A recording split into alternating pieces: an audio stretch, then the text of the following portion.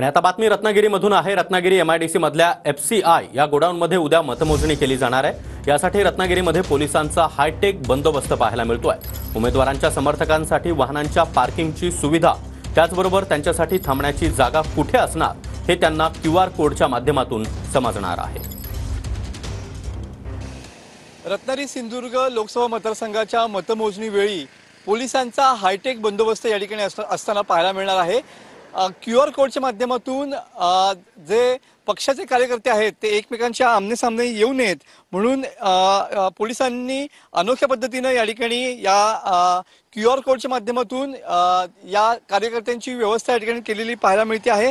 आपण बघू शकतो की वेगवेगळ्या पक्षाला या ठिकाणी वेगवेगळे क्यूआर कोड देण्यात आलेले आहेत। नारायण राणे यांच्या भाजपला वेगळा क्यूआर कोड, विनायक राऊत यांच्या शिवसेनेला वेगळा क्यूआर कोड, तर इतर पक्ष आणि अपक्षांना वेगळा क्यूआर कोड या ठिकाणी देण्यात आलेला आहे। नेमका हा क्यूआर कोडचा उपयोग कसा केला जाईल हे आपण जाणून घेऊया।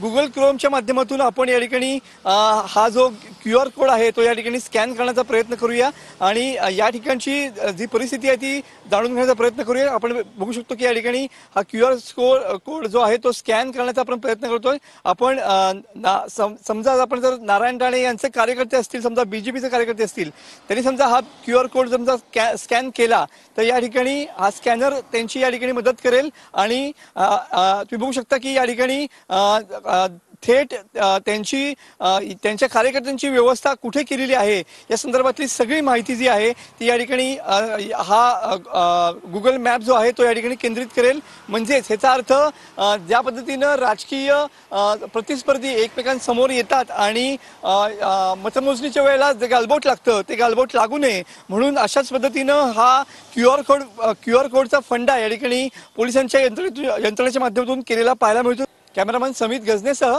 मी मनोज डेले, TV9 मराठी, रत्नागिरी।